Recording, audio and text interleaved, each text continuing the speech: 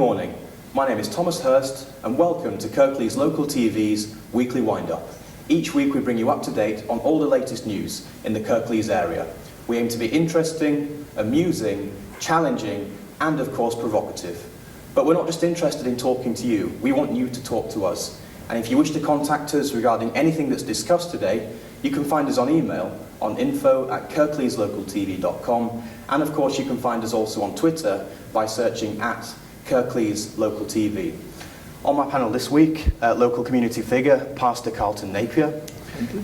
In the past we've had many great political theorists, Karl Marx, John Locke, John Stuart Mill, and in our age we're blessed with Dr. Pete Woodcock, lecturer from the University of Huddersfield, and Weekly Wind-Up resident panellist and Liberal Democrat councillor for the Colne Valley, Councillor David Ridgway. Welcome to you all. Thank you all for being here. Thank you very much. Okay. Now on to our first topic for this week. Following last week's coverage of Councillor Paul Kane's nomination for the Deputy Mayor position, this week we turn to Cllr Ken Smith, who will be taking over as Mayor of Kirklees from next June. Councillor Smith has served in many roles, including 2 stints as councillor for Ash Brow, and he also served on the West Yorkshire Police Authority until its abolition in 2012. Now David, I'll start with you on this one this week, as I did last week on Paul Kane. You made some very enlightening and positive comments about him. What have you got to say about Ken Smith? Well, I've known Ken for a long time. Ken and I have served on various odd committees up and down Kirklees Council, and indeed latterly we've served on the Standards Committee. And whereas it's quite well known that I'm not too shy about bringing my opinions forward, one could say exactly the same thing about Ken. He's not too shy about bringing his ideals forward. And I think despite the fact that we have different political backgrounds and bases, we do have a belief that councillors should behave correctly in the public eye. And on the basis of that, I think we will both agree that the Standards Committee was absolutely right to be run in the manner that it was. It was quite wrong for it to be chaired by an independent member of the public who doesn't really understand the internal political knockabout between councillors. But Ken's a lively soul. He's well versed in his political makeup and the manner in which Kirklees runs itself. He will be a good mayor. The mayoralty will change him as it changes everybody as they go through that process, and it'll work for him. It'll be good. Mm. Yeah. Now, according to the way deputies and mayors are selected now in Kirklees, or nominated, it's a very big coincidence that we've ended up with a Labour duo, both of deputy and of mayor. That doesn't usually happen. How's it happened this time? The public will see it. It's an exceptionally convoluted system, but every councillor of their party gets a point at the time, one point out of 69, at the time the mayoralty is created or put in, when the mayor is put into position. The party of that mayor has all their numbers removed. And just because Labour at this stage has more councillors than any other, and because none of the other parties are able to muster sufficient numbers to overtake the Labour Party's number, then the Labour Party comes through on the 2nd year as well. But they will not come through on the 3rd year, because by then, in the 2nd year, you get your number added on again, right. And then on the 3rd year, you get your number added on again, which is why when small parties, like the Green Party, are able to muster sufficient numbers over, say, 10 or 15 years, they actually do get the mayoralty, and the Late Green Party has had the mayoralty once already. Okay.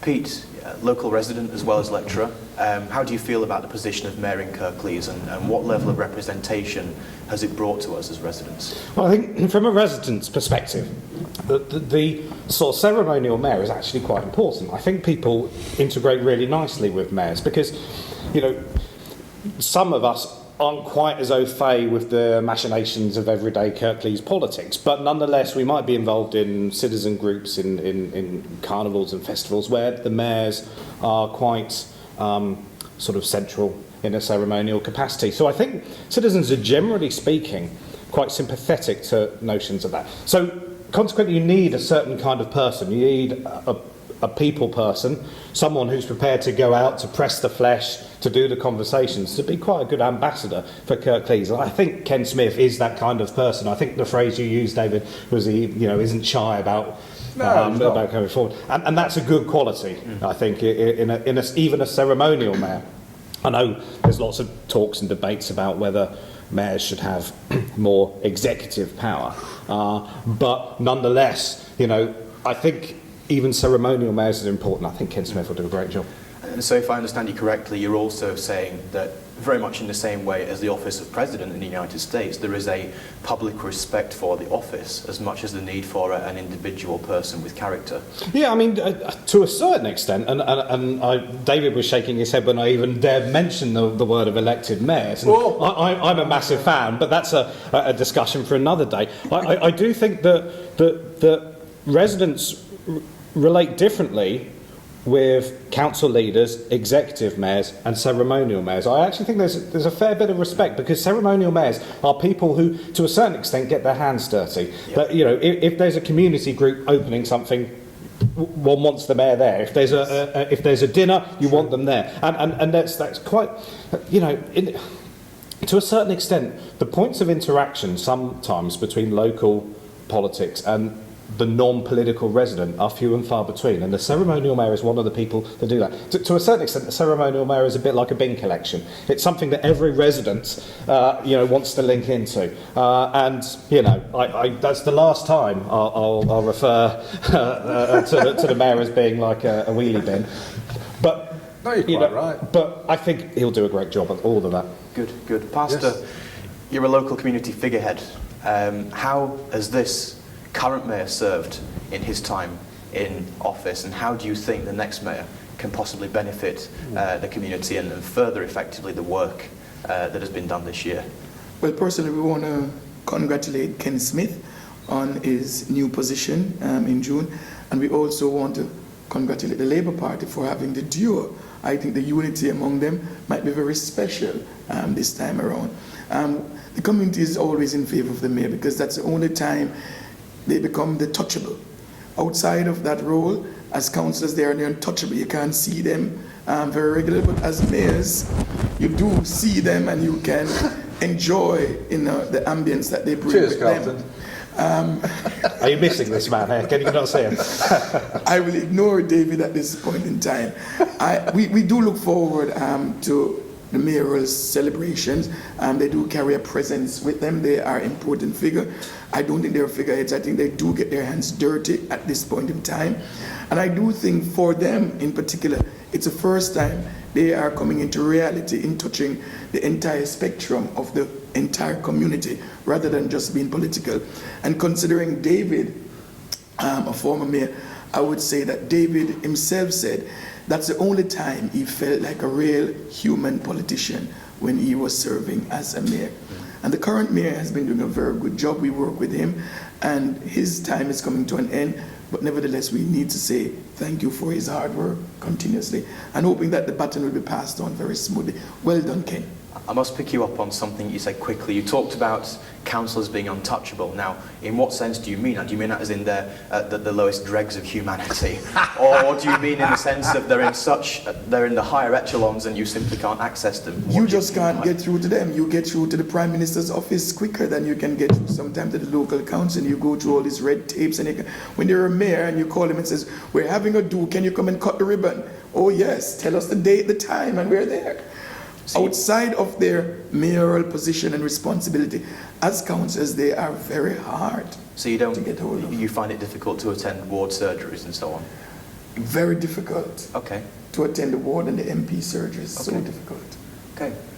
Well, an interesting discussion so far. We're going to take a quick break now, and if you wish to contact us regarding anything that's been discussed so far, you can contact us by email on info@kirkleeslocaltv.com, and you can find us on Twitter by searching @Kirklees Local TV. See you after the break.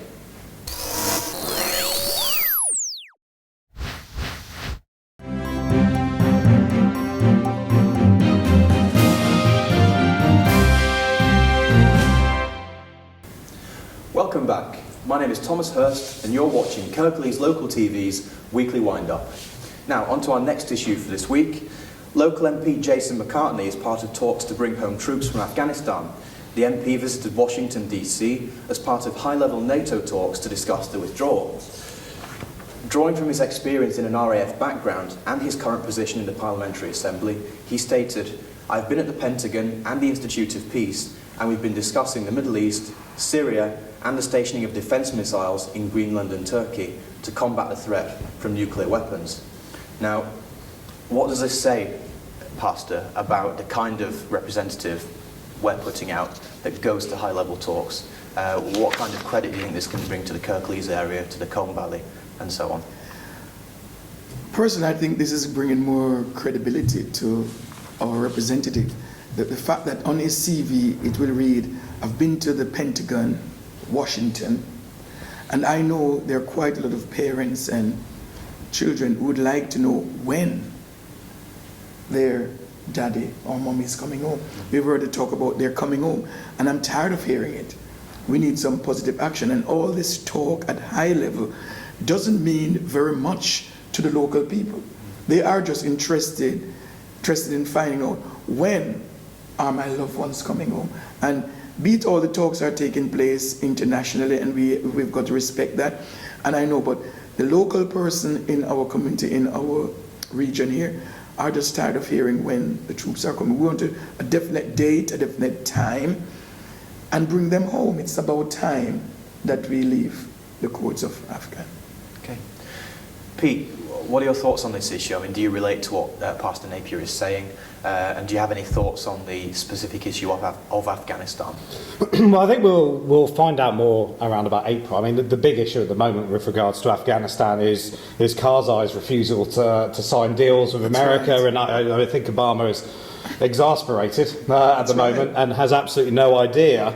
And it's threats and counter-threats and these suggestions that they're just going to pull out altogether. So, I mean, I think most people want a timetable withdrawal. Most people want to see the troops have this been dragging on for a long time. And yet at the same time, these things need to be handled correctly. My suspicion is that we're not going to really know an awful lot more about this timetable until after the elections in Afghanistan. I believe it's April. That's right. And in that case, I think that, well, it's all. This is one of the things in politics, isn't it? You always think we're having troubles negotiating with this person. Never mind, there's an election in April. We'll have someone new, and sometimes the grass is not greener on the other side. It's working on an assumption that it would be much better if an agreed timetable for withdrawal can be brought out between the Americans, the Afghanistans, and the UK, and structured. I'll be delighted if that happens. I'm slightly sceptical. So there is an argument, a type of argument that says, in terms of a military response, we'd actually achieved our goals within the first 3 weeks, in that we'd sort of operated a quick, forceful military response in response to what happened on September the 11th. So to what extent really should Jason even be in these kinds of discussions at all, in terms of should we have ever been there for this long? I think if you break it, you bought it. I'm not entirely convinced I agree with that summary of foreign policy. Yes, to a certain extent, one of the mandates to going into Afghanistan was originally regarding the removal of the Taliban and information about Osama bin Laden and so on and so forth. But there's a process of state building that's had to have gone on, and I think that that's a legitimate part of the action. I'm as disappointed as anyone else that it's taken this long. Yeah. And I'll be honest with you, I don't know if that's a failure of strategy or if that's just because it's a complicated business. I suspect it's the latter. Yeah. Yes.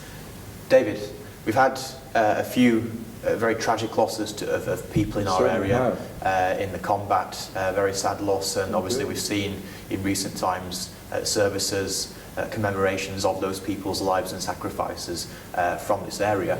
To what extent will this bring good news to the families of Kirklees that we are in solid talks now with Washington to bring the troops home, and of course people coming back home to their families in this borough? Well, I think the first thing to say is that many people do not understand why we're in Afghanistan anyway. We were given a pretty bloody nose 150 years ago in Afghanistan. The Russians were given a pretty bloody nose in Afghanistan. It's not an easy country to run this sort of an exercise in. We went in there to sort out the Taliban. The Taliban hasn't been sorted out. We have this arrogant belief that our methodology of political process is the correct one. We don't take any consideration of the manner in which other peoples, other countries want to run their affairs. We simply want to impose our own, rightly or wrongly. I mean, we're still trying to impose our methodology on the French, and that's not seemed to be working too well. The people of Kirklees, I think they'll be pleased that the troops will be coming home. It's taken an awfully long time to get to this stage. It's just a tragic loss that the soldiers have been lost, and in the manner that they have been lost. But then again, wanting to put a balance, so many civilian lives have been lost over there too, and indeed in Iraq. I mean, my party was totally opposed to the operation in Iraq, and that's not been blessed with all the plus points that we would like to think. People are different. People do want different things. The Scots want independence, but they don't want independence because they want to be part of Europe. It's all very confusing, and I think I think there should be a much greater belief in live and let live, and an attempt to understand other people's psyche and other people's points of view, instead of the imposition, the modern version, if you like, of colonialism, where there was an imposition of our rule on you because we're the best.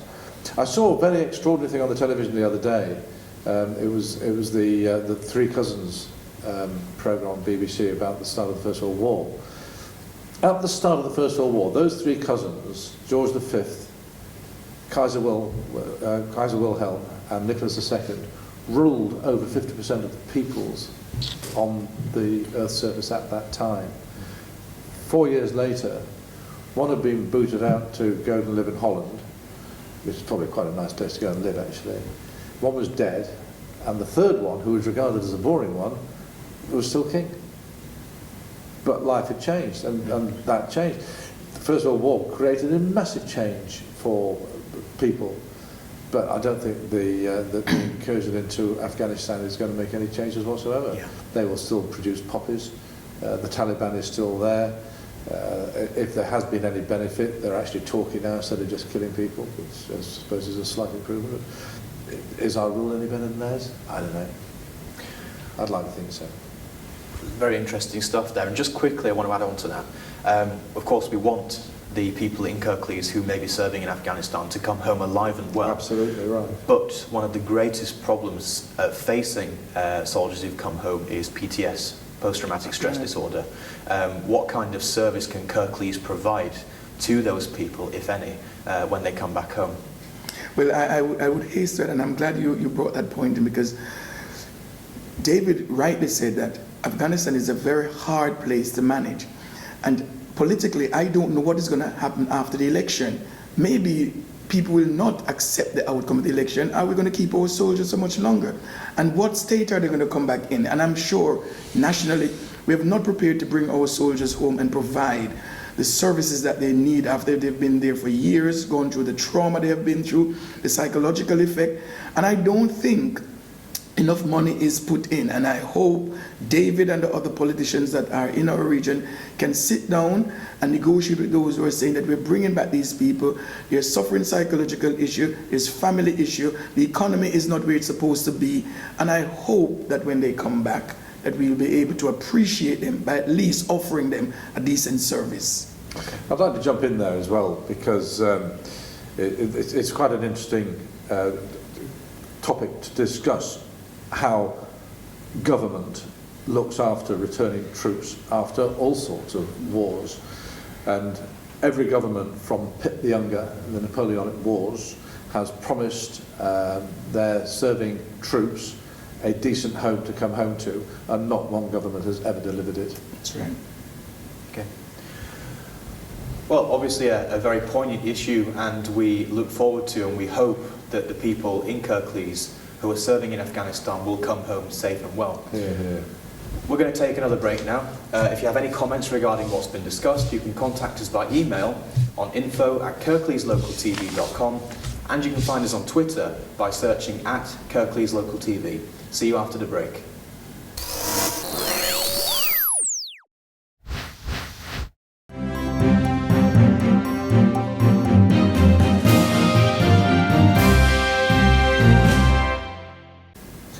Welcome back. My name is Thomas Hurst, and you're watching Kirklees Local TV's Weekly Wind-Up.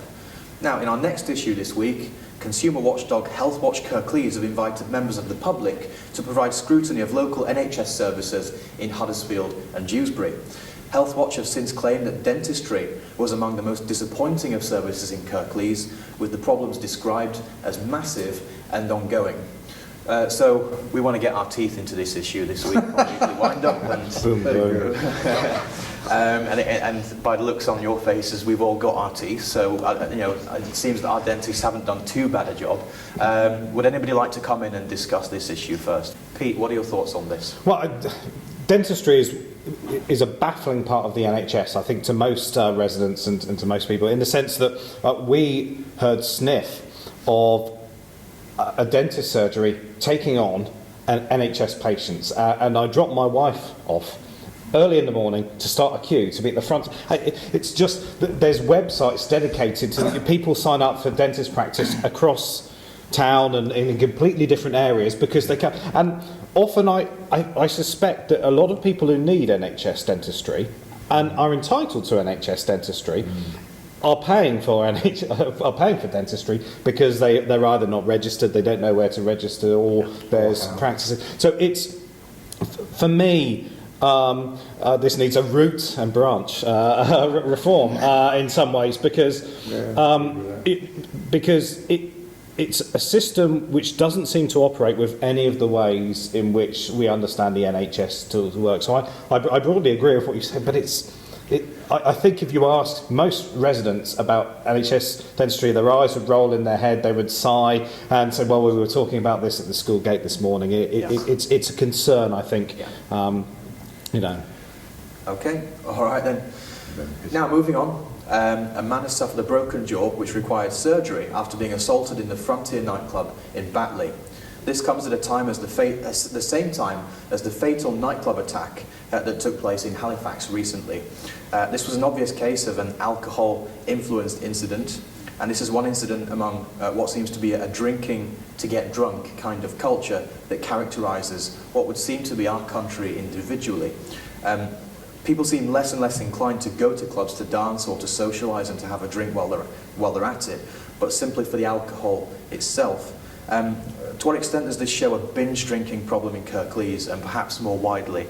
But also, Pastor, what are from your perspective, the moral implications of this kind of culture, as well as the practical ways in which we can deal with it? The moral issue of this is that they are not spiritual, and they are not relying on that sort of spirit to help them. They are relying on the other spirit, Not the Holy Spirit, to help them. And that's a problem that we are really having. And for me, I've got to embrace that. I've got people in my church and my community who I know have drink problem. And there is no way I can override that by saying the Holy Spirit will override it. I've got to take my time and help them. And yes, the moral issue, I wish they wouldn't drink, because I know the consequence of that, the health consequence and the economical consequence. But it's their right and it's their choice. Okay. The only thing I hope is that the gentleman who got his jaw broken has got a decent dentist to get it all set up right. Yeah, and by all means, we send out our well wishes to the people involved in both incidents and hope that the issues are resolved and that the fatality is gotten over in the least painful way possible. Of course, any kind of loss is painful to any family, so we wish everyone well in that situation. Now into our final item of this week. A takeaway in Dewsbury Town Centre sold beef, claiming it was lamb, after finding that it would be less expensive. The dispute appears to be polarised between those who believe the offence was financially motivated or simply a breakdown of communication. David, what's your experience, both in terms of Mayor of Kirklees and in terms of a councillor, of the ethical behaviour of such food outlets in the Kirklees area? I've got no mayoral comments to make on that at all. Right. I feel that suggesting this is a breakdown in communication is an absolute nonsense, and I suspect it was done solely and specifically for gain. Okay. Like David, I'm in total agreement. I just think it's going to happen more and more. I think people are putting money over people's health and their own moral issues. And in the next few years, we're going to hear us eating more camel and horses and rats and dogs. We're going to be eating everything because we just don't know what is taking place in the meat industry. So I just hope that we are going to be able to have a detector given to us by the government, so before we eat, we can just spy out what is inside what we're eating. Okay. Pete, do you concur with the statements that are made? Well, not exactly, because I think that there's one easy way out of it, and that's stop eating animals. I'm completely bewildered to this as a vegetarian. It's what I owe my swimmer's build to. I haven't eaten meat for 6 years now, and it's quite simple. If you are in any doubt, or if you are concerned about eating a camel, a rat, a lamb, don't eat animals. You know, so for me. This whole debate, I've eaten a horse, or I've eaten. Stop it! Don't stop killing things and eating them, and then everything will be fine. I think you should take into consideration the pain you cause the vegetables when they're pulled out of the ground so they can be cut up. My moral conscience can bear that. I think the emphasis should be on the cost of the industry and the loss of jobs. Where if we all stop eating meat, what a case we're going to have in this country. Yeah. Unfortunately, that's all we have time for this week. As always, please remember to send us your comments, hints and tips. We'd love to hear what you think. To do this, you can contact us by email on info@kirkleeslocaltv.com, and you can find us on Twitter by searching @KirkleesLocalTV. A big thank you to all our guests today. It's been a pleasure to hear your views, and thank you for your contribution. I'm Thomas Hurst, and you've been watching Kirklees Local TV's Weekly Wind-Up. We look forward to you tuning in again next week. See you soon.